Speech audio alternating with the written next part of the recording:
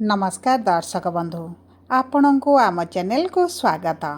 आपणकर जदि मकर राशि तेबे एही भिडियोटी आपण मानक पई सेतिपई निजर व्यस्त बहुल समय मध्यरु मात्र 10 मिनिट समय आपण निज पई दियंतु एवं जानतु एही 2025 रा अंतिम मास माने डिसेंबर मासटी आपणकर केमिति रहिबो। देखंतु एही डिसेंबर मासर राशिफलटी पूर्व मास गुड़िक परि सामान्य राशिफल नुहे, कारण एही मासरे छोट बड़ ग्रह को जदि गणना करा जाए तेबे 5टी ग्रह करिवे राशि परिवर्तन एवं सेथि मध्यरु गोटे एमिति गोचर हेबाकु जाउछि जे आपणकर वर्तमान बा पूर्वरु जे सब समस्या चलीथिला माने गत 2-4 वर्ष हेबो आपणकर जे अत्यधिक करज बढ़ी जाइथिला, आपणकर रोजगार टिके मांदा परिस्थिति आसीथिला, कर्म क्षेत्र रे आपण जो समस्या देखुथिले विशेष भाव में आपणक संपर्क रे जो मनमालिन मतभेद बढ़ी जाइछि, एहा छड़ा बिना कारण रे आपणकर खर्चर परिस्थिति एमिति बढ़िछि जे आपण बुझी पारु नाहंती जे केते रोजगार कले आपणको अंटिब बा आपणकर एही सब आर्थिक समस्या टी दूर होई परिबो।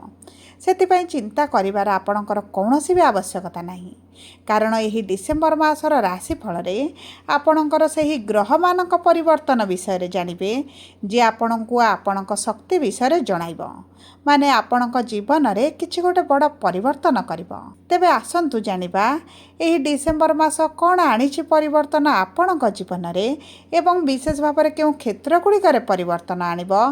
ता सहित जानिबा एही जो 5टी ग्रह राशि परिवर्तन करिवे सेथि मध्यरु केउ ग्रह गुड़िक आपणको शुभ फल देबे एवं केउ ग्रह गुड़िक आपणक पई अशुभ फल प्रदान करिवे एही भिडियो रे विस्तृत भाव में आलोचना करिबा। ता सहित भिडियोर शेष भाग रे एही सब अशुभत्व को दूर करिबा पई किछिटा सहज प्रतिकार मध्य दिया जिवो, जहा आपणकर एही मासर शुभ फल को द्विगुणित करिबारे सहाय्य करिवो। तेबे आसंतु विलंब न करी कार्यक्रमटी को आग को बढ़ाइबा। किंतु ता पूर्वरु जदि आपणकर मकर राशि होइथाए एवं आपण भी ईश्वर को आंतरिक भक्ति एवं विश्वास करती तेबे भिडियोटी को लाइक करंतु। कमेंट बॉक्स रे जय जगन्नाथ जय माँ लक्ष्मी अवश्य लिखि दियंतु।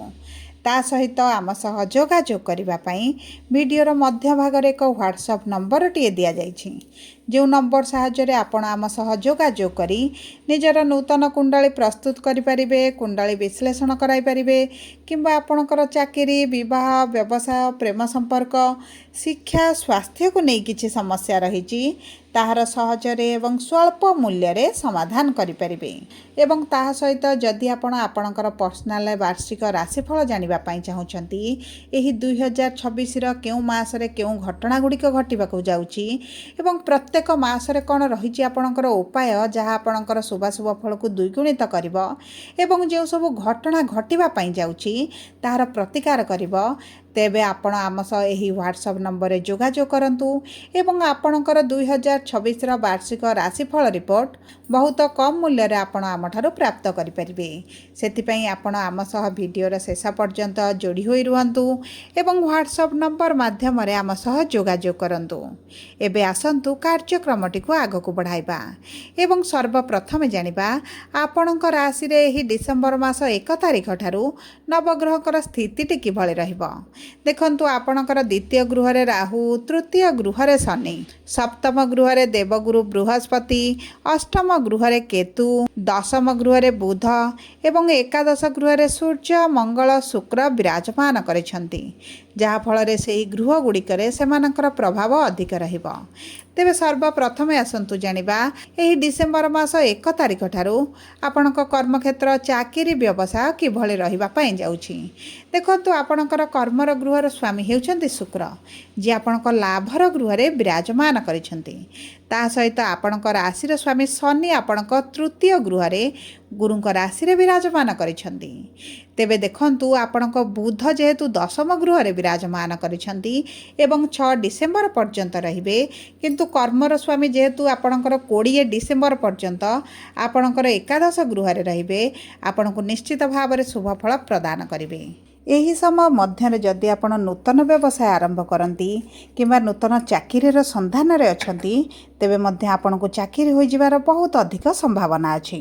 ता सहित देखंतु दर्शक बंधु 7 डिसेम्बर परठारु आपणकर जदि चाकरी रे दरमा वृद्धि हेबार थिला, आपणकर प्रमोशन हेबार थिला किंबा आपणकर ट्रांसफर हेबार संभावना थिला, तेबे आपणकर हेइ जिबार मध्य बहुत अधिक संभावनाटी रही। कारण सूर्य आपणकर द्वादश गृह को जिबे 16 डिसेम्बर रे, किंतु बुध आपणकर एकादश गृह को 6 डिसेम्बर रे गोचर करुछंती। एवं देखंतु सूर्य जेतेबेले आपणकर द्वादश गृह को 16 डिसेम्बर रे जिबे, आपण जदि विदेश जावाक चाहूले, विदेश रे चाकरी पाई हो, व्यवसाय पाई हो, किंबा आपण विदेश रे अछंती, तेबे आपणक पाई बहुत अधिक भल समय रही। आपणक विदेश जिबार जो वीजा पासपोर्ट जहाँ भी समस्या आपणकर आसुथिला, आपणकर अर्थर जदि समस्या रहउथिला, ताहा मध्य आपणकर दूर होई जिवो। एवं देखंतु आपणको वैदेशिक मुद्रा मध्य मिल पारे। विदेश संबंधित जदि आपण किसी कार्य करूछंती, एक्सपोर्ट इंपोर्टर कार्य करूछंती, किंबा आपणकर जेकोनोसी विदेश संबंधित कार्य रही, सेथिरे मध्य आपण लाभ देखिबे। एवं यही समय मध्य 16 डिसेम्बर पूर्व जदि आपण किसी नूतन व्यवसाय आरंभ करने चाहते, पुराना व्यवसाय छाड़ी आपण एक नूतन व्यवसाय करने चाहते, किंबा आपण व्यवसाय को विस्तार करने चाहते, व्यवसाय को आग को बढ़ाइबा चाहते, ताहा मध्य आपणक पई भल रहिबो।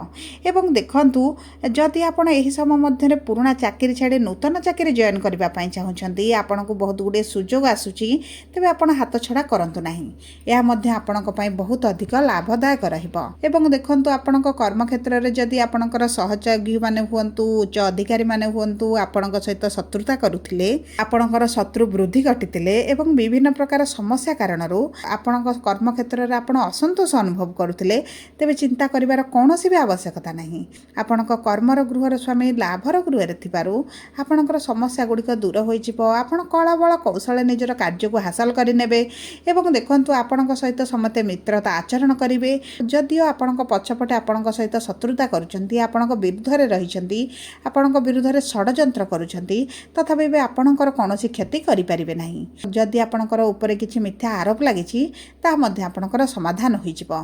एवं जदि आपण एही समय मध्य शेयर मार्केट, लटरी किंबा सेही बळे संस्था रे किछि कार्य करुछंती, किंबा आपण टीचर अछंती, इन्फ्लुएंसर अछंती, सोशल मीडिया रे कार्य करुछंती, किंबा आपण ऑनलाइन डिजिटल रे काम करुछंती, सॉफ्टवेयर रे काम करुछंती, आपणक पई बहुत भल समय रहिछि। कारण शनि तृतीय गृह रे अछंती एवं तृतीय गृह को ऑनलाइन रो कारबार रो गृह बोली कुआ जाय। आपणक एही सब क्षेत्र गुडी करे आकाश छुआ सफलता प्राप्ति हेबो। एबे आसंतु जानिबा किपरि रहिबा आपणकर आर्थिक क्षेत्र।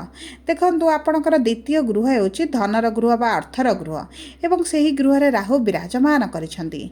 आपण चालाक चतुर बुद्धिमान हेबा सहित आपणक बाणी रे एभଳି मधुरता आसीबो, एभଳି जादू आसीबो, आपण कथा कहि मध्य आपणक कार्य को हासिल करिदेबे।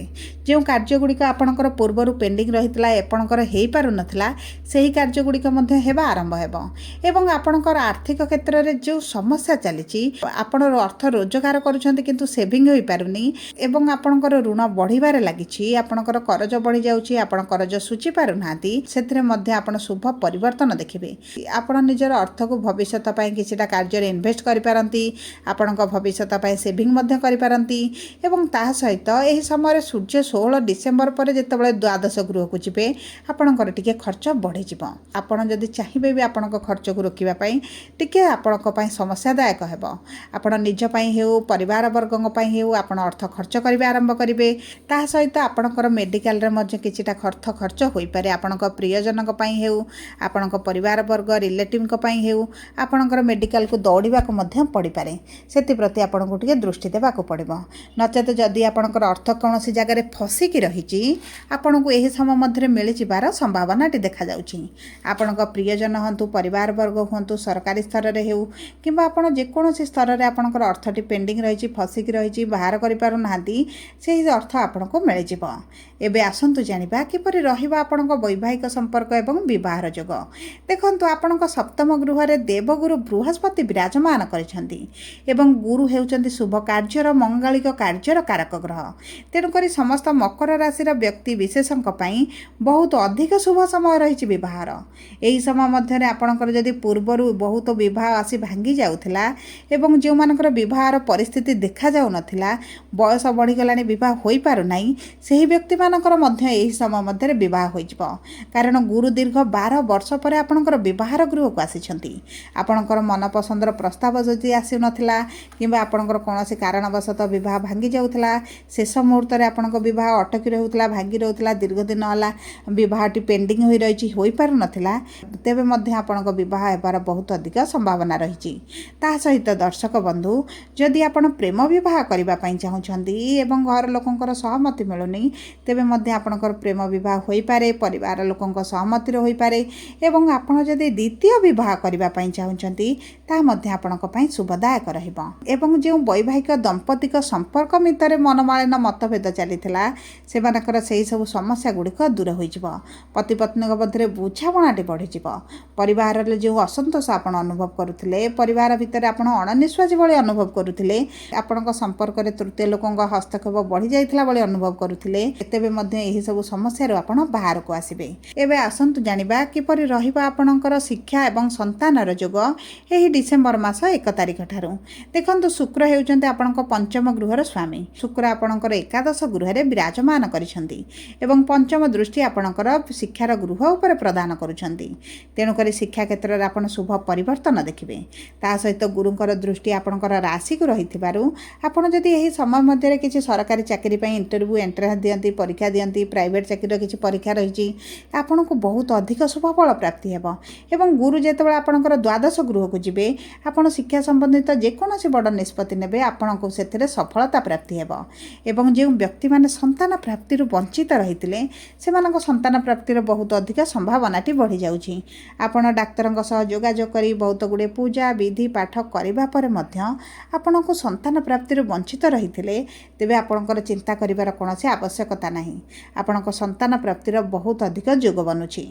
ଏବେ ଆସନ୍ତୁ ଜାଣିବା କିପରି ରହିବ ଆପଣଙ୍କର ସ୍ୱାସ୍ଥ୍ୟ ଏହି ଡିସେମ୍ବର ମାସ 1 ତାରିଖ ଠାରୁ। ଦେଖନ୍ତୁ, ଆପଣଙ୍କର ସ୍ୱାସ୍ଥ୍ୟର ଗୃହର ସ୍ୱାମୀ ବା ଆପଣଙ୍କ ରାଶିର ସ୍ୱାମୀ ଶନିଦେବ ତୃତୀୟ ଗୃହରେ ବିରାଜମାନ କରିଛନ୍ତି। ଆପଣଙ୍କର ଅସ୍ଥି ସମ୍ବନ୍ଧିତ କିଛିଟା ସମସ୍ୟା ଆପଣ ଦେଖିପାରନ୍ତି। ଆଣ୍ଠୁ ଗଣ୍ଠି ଅଣ୍ଟାରେ କିଛିଟା ପେନ୍ ହୋଇପାରେ। ତା ସହିତ ଗୁରୁଙ୍କର ଯେହେତୁ ଦୃଷ୍ଟି ରହିଛି, ଆପଣଙ୍କର ମୋଟାପ ବଢ଼ିପାରେ, ଆପଣଙ୍କ ଖାଦ୍ୟ ପାନୀୟର ବହୁତ ଅଧିକ ଦାୟିତ୍ୱ ନେବାକୁ ପଡ଼ିବ ଏବଂ ଆପଣଙ୍କର ଡାଇଜେସନରେ ସମସ୍ୟା ଦେଖାଦେଇପାରେ। ଖାଦ୍ୟ ହଜମ ପ୍ରକ୍ରିୟାରେ ପେଟର ସମସ୍ୟା, ଗ୍ୟାସ୍ ଭଳି ସମସ୍ୟା ଆପଣ ଟିକେ ଅନୁଭବ କରିପାରନ୍ତି। ସେଥିପ୍ରତି ଆପଣଙ୍କୁ ଟିକେ ଦୃଷ୍ଟି ଦେବାକୁ ପଡ଼ିବ ଏବଂ ବାହାର ଖାଦ୍ୟକୁ ଯେତେ ବର୍ଜନ କରିବେ, ଆପଣଙ୍କ ପାଇଁ ଭଲ ରହିବ।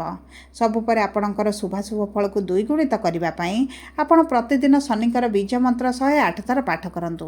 ତା ସହିତ ଗୁରୁଙ୍କର ବୀଜ ମନ୍ତ୍ର ଜପ କରନ୍ତୁ।